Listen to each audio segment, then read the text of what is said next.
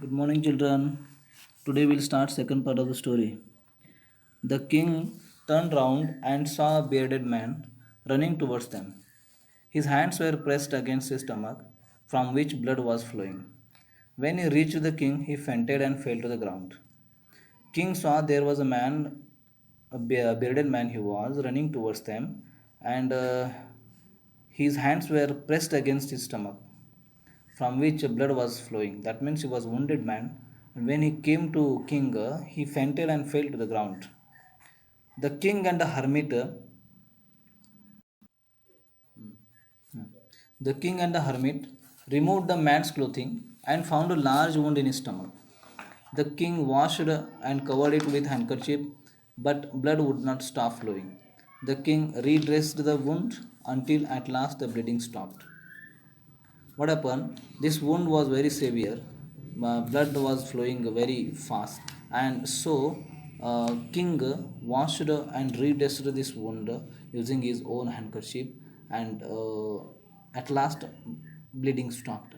Then the man felt better and asked for something to drink. King brought fresh water and gave it to him. By this time, the sun had set and air was cool. The king, with the hermit's help, carried him into the hut and laid him on the bed. The man closed his eyes and lay quiet. The king, tired by his walk and the work he had done, lay down on the floor and slept through the night. When he awoke, it was several minutes before he could remember where. Children, see in this paragraph, man felt better and asked for something to drink. So, king brought fresh water for him. And by this time, it was sunset. And king, with the help of hermit, took this wounded man into the hut and laid him on the bed so that he could take rest. This man closed his eyes and lay quiet. King, also very much tired by his walk and hard work that he had done, lay down on the floor and slept through the night. And when he awoke, he remembered where he was, where he was, and who the strange bearded man lying on the bed was. Forgive me, said the bearded man in a weak voice, when he saw that the king was awake. What happened? When this bearded man got his consciousness, okay, he said to king that forgive me. Okay, then I don't know you and have nothing to forgive for you for, said the king. King said that he did not know him and there is nothing to forgive. But that bearded man said, you do not know me, but I know you. I am that enemy of yours who swore revenge on you because you put my brother to death and seized my property. That bearded man started speaking and said that you do not know me, but I know you. I am that enemy of yours who swore revenge on you because you put my brother to death and seized my property. So it was a king who killed brother of this bearded man and seized his property. And just because of this bearded man, he swore to take revenge on this king. And with the intention of this, to take revenge, he came there. He confesses before the king. I knew you had gone alone to see that hermit, and I made up my mind to kill you on your way home. See again what he speaks further. This bearded man says that he had known or he was quite aware about the king that he had gone alone to see that hermit, and that is why he had made up his mind to kill that king when he could come back. But the day passed and you did not return. So I left my hiding place and I came upon your bodyguard, who recognized me and wounded me. But what happened? All the day passed, you did not come out. So that bearded man left his hiding place and he went upon bodyguard of king, and he recognized that bearded man and wounded this bearded man, and from there he escaped. I escaped from him, but I should have died if you had not dressed my wounds. I escaped from him. That bearded man said he should have died if that king had not dressed his wounds. So he said further, see here, that wounded man says, I wish to kill you, and you have saved my life. Now, if I live, I will serve you as your most faithful servant and will order my sons to do the same. Forgive me. So, this bearded man becomes very humble now, and he seeks forgiveness, and he says that king had saved his life, so he would render his loyal service to his king, and he would also ask his sons to do the same. And in this way, this bearded man says, forgive me, to the king. Okay, then the next paragraph. The king was very happy to have made peace with his enemy so easily, and to have won him over as a friend. He not only forgave him, but said he would send his servants and his own doctor to look after him, and he promised to give back the man his property. So king was also very happy to have made peace with his enemy so easily, and that is why he that bearded man was forgiven by him, and said king told him that he would send his servants and his own doctor who will look after him, and promise to give him his property also. So king becomes very very happy to have his enemy now turned as a friend. Leaving the wounded man, the king went out of the hut and looked around for the hermit. Before going away, he wished once more to get answers to his questions. The hermit was on his knees, sowing seeds in the beds that had been dug day before. The king went up to the hermit and said, for the last time, I beg you to answer my questions, wise man. So now king left that wounded man.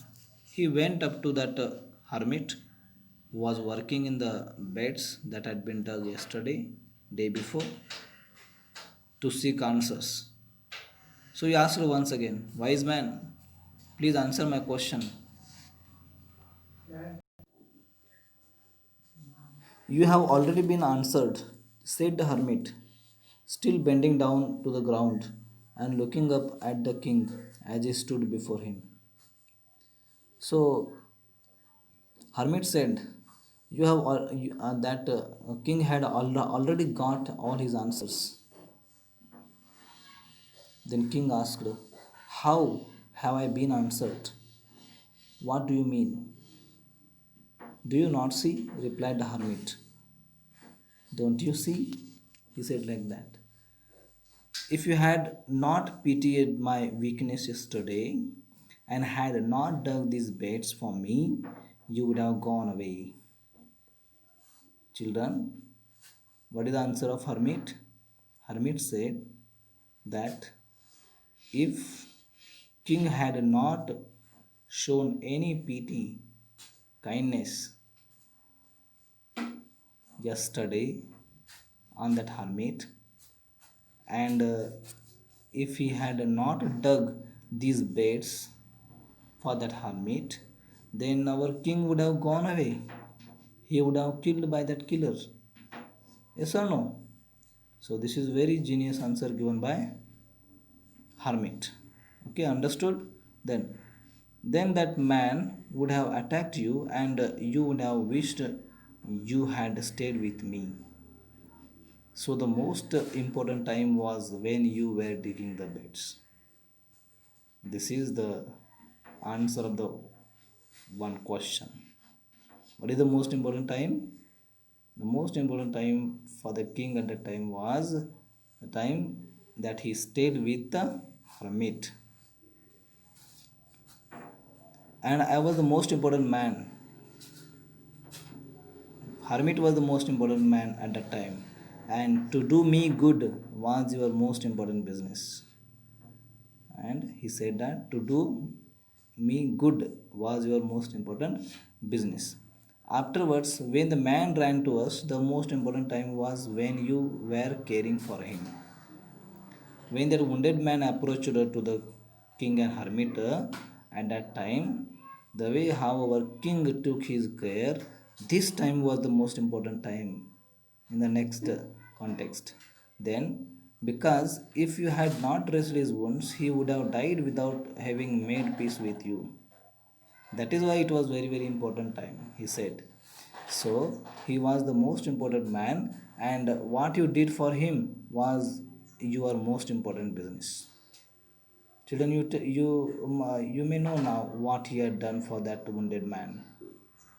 Okay, it was king who saved the life of that wounded man, and he was in fact his enemy, but he nicely turned his enemy into a friend.